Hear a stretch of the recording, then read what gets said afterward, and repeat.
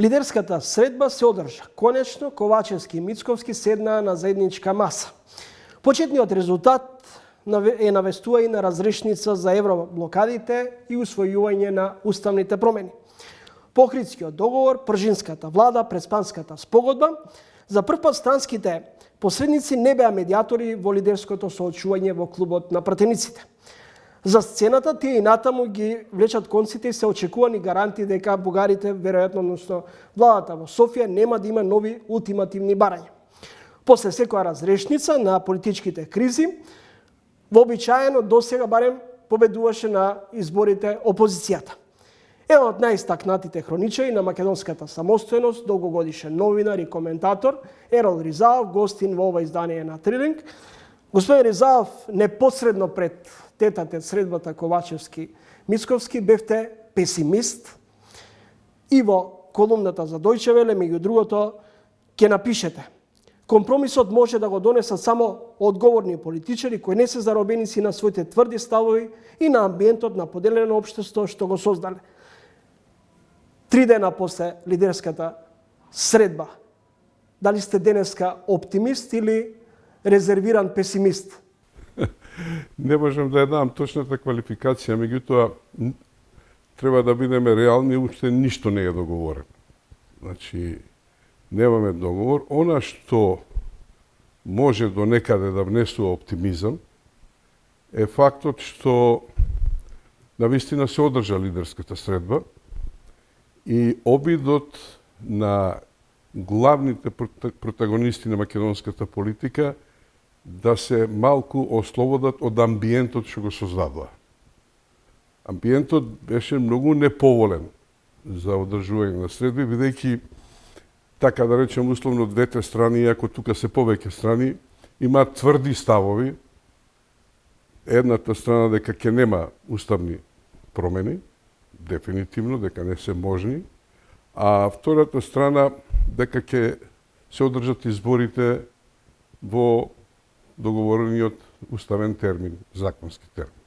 Значи, во овој дел имаме известно попуштање и на ВМРО и на СДСМ. СДСМ се согласува и предлага веднаш нови парламентарни избори по донесувањето да се отвори процесот по уставните промени, а ВМРО да помене најави дека не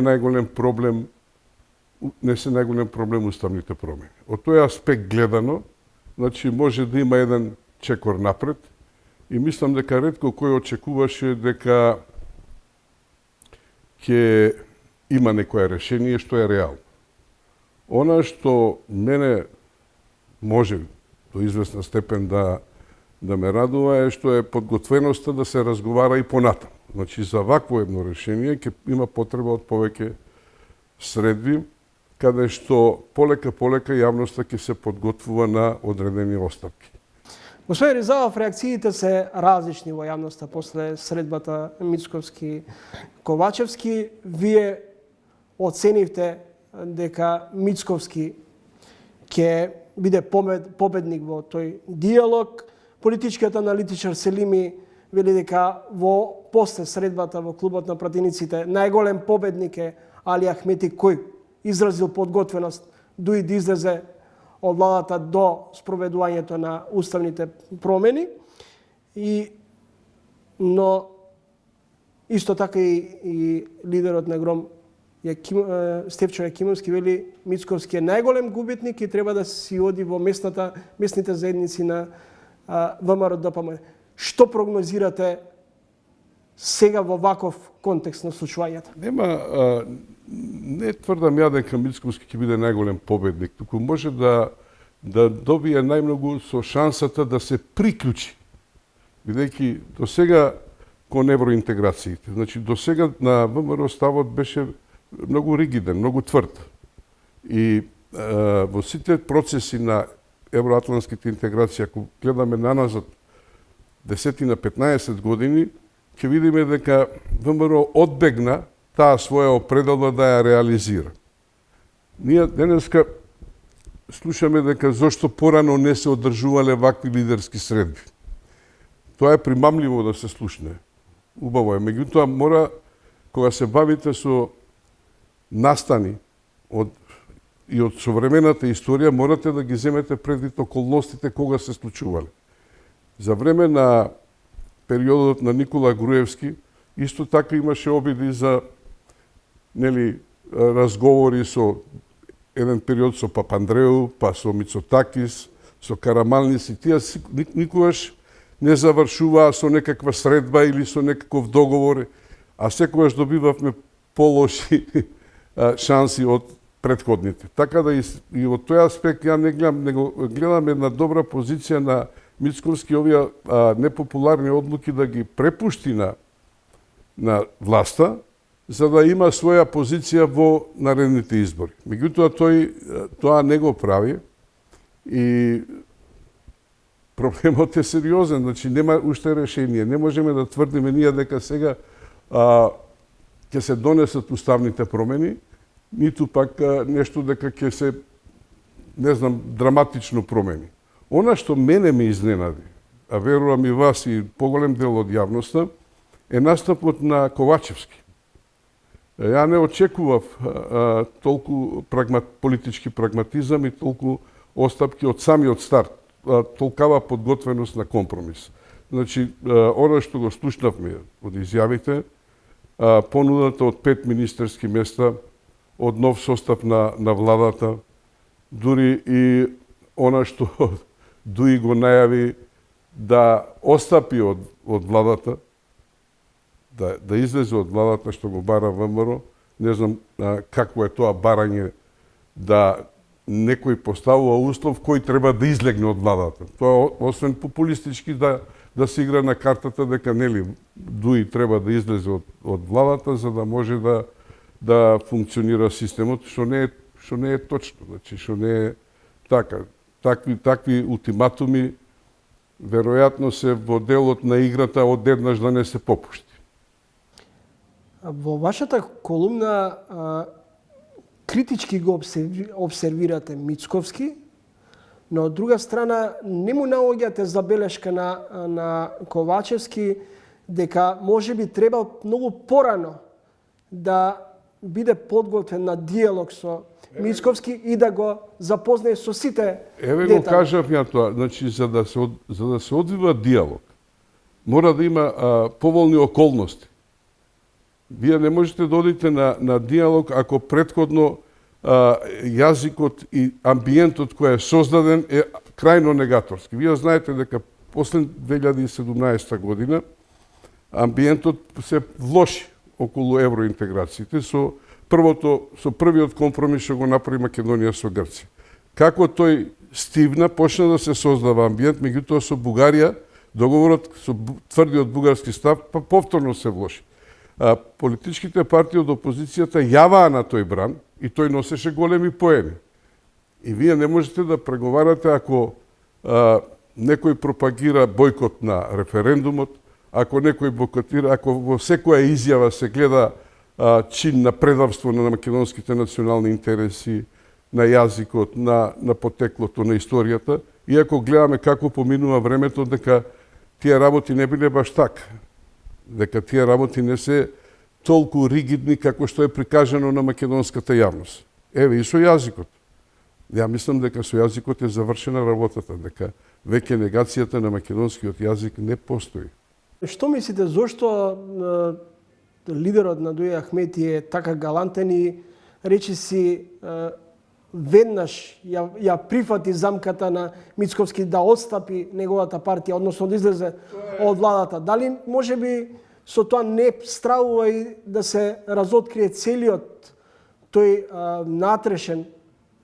внатрешно влијание на партијата која е интегрирана речиси во сите општествени па и политички пори на општеството? Ја мислам дека е тоа тактички потез, како што е тактички потез на ВМРО, исто да бара Дуи да искочи од владата.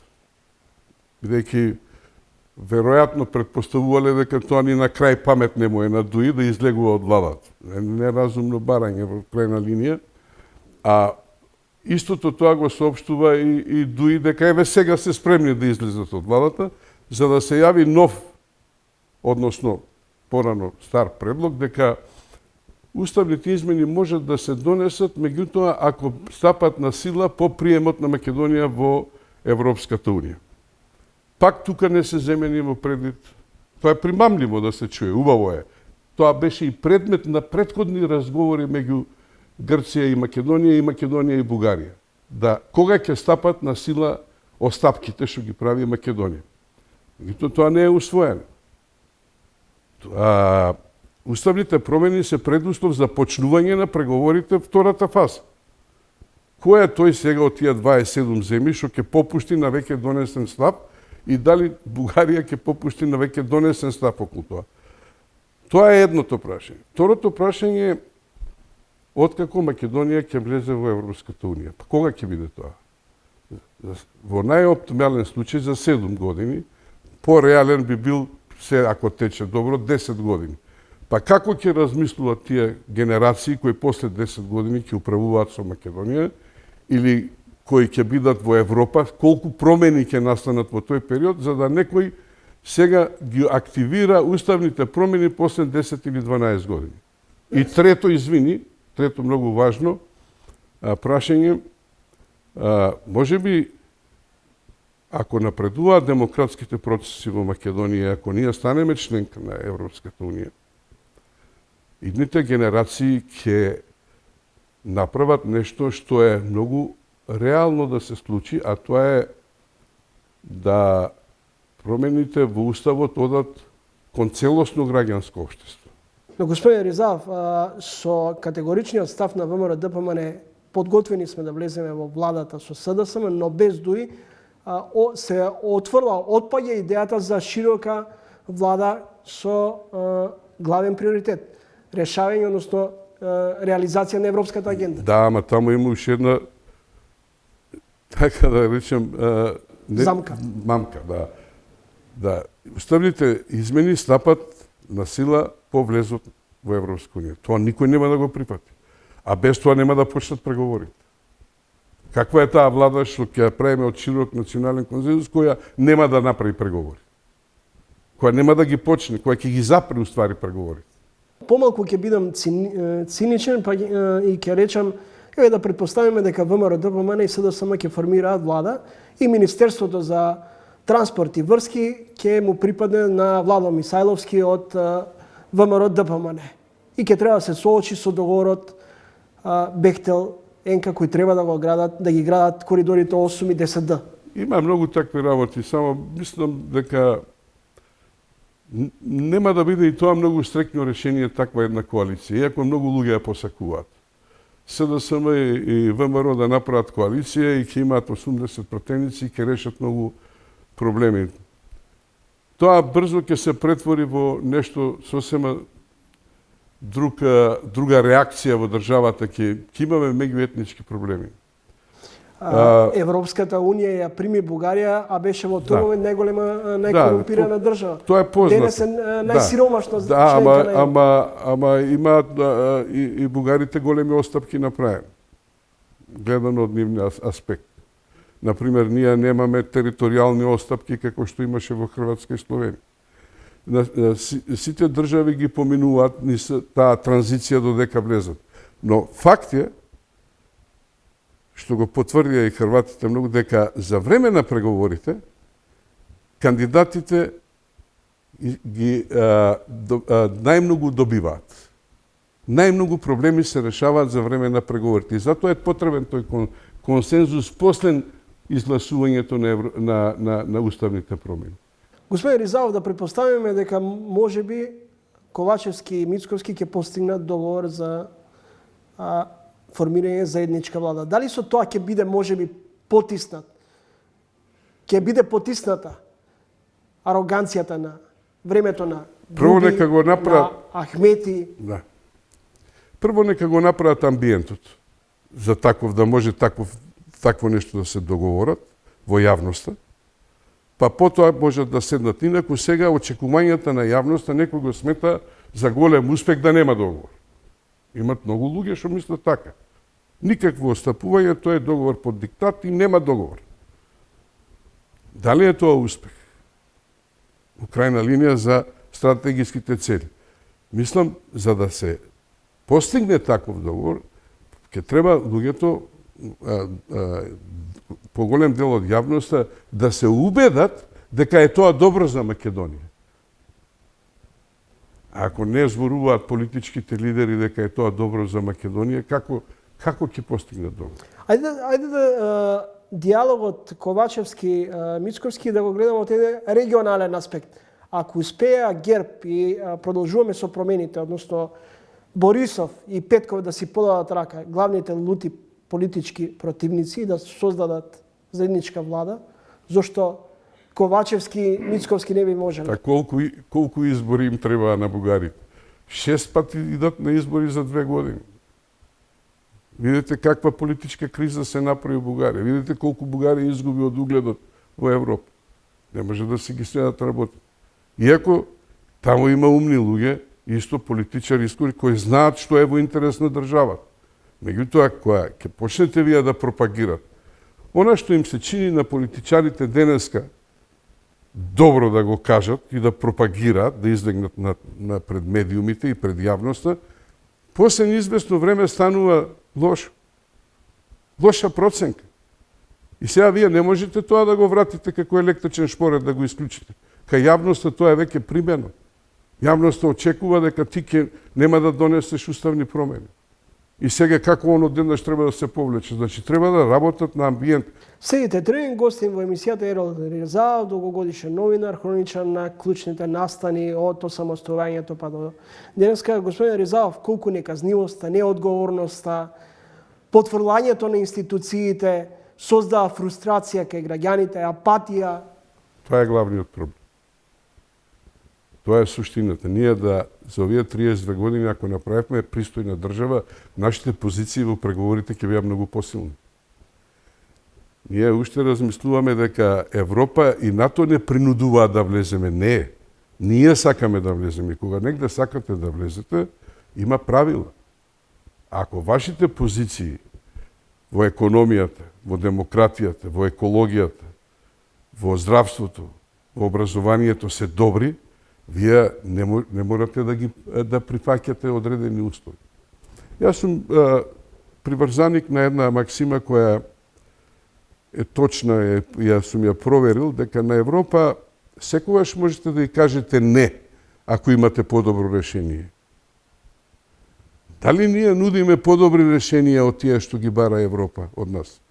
Не зборувам само за овие проблемите со соседите. Зборувам за целокупните проблеми. Што го спомнувате вие, владење на правото, неказнивоста, ова што сега ни се случува со судски совест, воопшто во целиот правосуден систем. Еве, имаме некој напредок во медиумите голем, да речеме, од 128 место дојдовме на 38 место. Меѓутоа, не сме задоволни и со право. Економската зависност на медиумите и другите состојби во медиумите што се во делот на професионализмот, на етиката, на кодексот, уште се далеку под тоа. Уште немаме ни еден медиум во Македонија кој може самостојно, независно со честна работа да опстане на пазарот. Мора да иде на груба комерцијализација, на програми кои девастираат, кои се под нивото дури и на гледачката публика. Господин Ризаов, ако во претходните извештаи на меѓународната заедница бевме оквалификувани како заробена држава, хибриден режим, како денеска би ја оцениле состојбата? Како денеска можам да оценам 11 години на режим. Не може да се прерипнат со еден миг. Меѓутоа не може и по 6 години Груевски да биде алиби. Не, апсолутно. Апсолутно сте во право и тоа е точно. Меѓутоа, процесите што се одвиваат од 2017 до сега се многу поразлични од процесите од 2006 до 2017. Тоа исто така треба да се земе во предвид. Криминалот е присутен, корупцијата е присутна, непотизмот е присутен. Присутни се злоупотребите на позицијата на државата, на власта. Се е тоа присутно. Меѓутоа, делот на јавното жигосување и последиците што се случуваат после на откривањето на настаните се поинак. Порано се одбиваа со ароганција и со сила и со страв. Во Македонија веќе нема страв. Нема страв, нема што да се плашите. Ние можеме сега што сакаме да кажеме и како да го кажеме, меѓутоа тоа нема да имаме некои последици. За време на тој режим луѓето внимаваа што зборуваат и како зборуваат, и тоа беше на крај се покаже многу оправдано, иако мислевме дека е тоа застрашување, се виде со прислушкувањето на илјадници и илјадници луѓе. Во држава со демократска култура и со политичка култура, таквата партија, таквиот напад, атак врз демократијата со следење, со држење под надзор на граѓаните, би пропаднала во истиот момент и никогаш не би се вратила повеќе на сцена. Кога користите формулацијата пропадната, пропадна и голем број. Не би добила поддршка. Пропадна и голем број на судски процеси. Не, таа партија победи на изборите. По тој голем скандал победи на изборите. Проблемот беше што не можеше да направи коалиција. Значи, затоа најлоша ни е оценката во политичката култура и рачунајќи е комуникацијската култура. Ние не можеме, како да ви кажем, во нашите новинарски ставови да балансираме и да ги пумпаме подеднакво гумите на автомобилот. Па и тие се едните напред што одат се пумпаат помалку и тие позади повеќе. Значи морате да имате ако професионално и етички се бавите со професијата, мора да имате еден поглед на пооштар на настаните. Ние не сме задоволни, никој не е задоволен, немаме идеално општество, далеку сме од идеално општество. Меѓутоа разликите се енормни. Овој разговор ќе го завршам со уште еден цитат од вашите колумни. За уставни промени и одредување на датум за предвремени парламентарни избори и уште нешто многу поважно е компромисот кој може да го донесат само вистински политички лидери. Дали имаме дефицит на лидерство? Апсолутно во цел свет. Во цел свет, можете да замислите како е на Балканот и во овие несозреани демократски држави. И во Америка има криза на лидерство, во Русија да не зборам, во многу западни земји, и на исток, така да и Македонија е во голема криза. Она што го кажав на почетокот на разговорот, настапот на сегашниот премиер со остапките што ги понуди, што не ги очекував навистина, иако мислам дека сум добро информиран, мислев дека ќе се задржат само на можноста за брзи предвремени избори, уставни промени и евентуално на уште некои мали остапки. Меѓутоа, влада за заедничка влада, за релевантни, за остапки, за други, трети, за сето тоа е еден голем чекор напред во делот на амбиентот. Да, на крајот дали со ваквата понуда од Ковачевски, всушност Мицковски е ставен до зид и сега е пред одлука како да ги анимира своите, дека може би ова е добро решение. Не знам дали он се чувствува дека е ставен пред зид, меѓутоа Мицковски и ВМРО стануваат голем проблем на Македонија, на Европа и на Америка. Ако Мицковски не сака да прифати дека е дел од решението, тоа ќе биде сериозен проблем. Пркосењето на Америка и на големите сили и теглењето за уши на тие големи земји никогаш не завршува со некоја, да наречем, победа или некаков успех на самата држава. Таа казна ќе стаса на, не знам, на некој друг начин. Не е тоа некоја закана, меѓутоа треба да се решаваат одредени проблеми и интересни сфери веќе постојат после војната во Украина. И таа е многу јасно ја кажуваат сите. Ако ние тоа не го искористиме, ако Мицковски тоа не го гледа, ќе има проблеми. Он е ставен до зид, меѓутоа дали он го гледа тој зид, не знам. Не сум сигурен. Господин Ризал, ви благодарам за гостувањето во емисијата. Ви благодарам и на вас.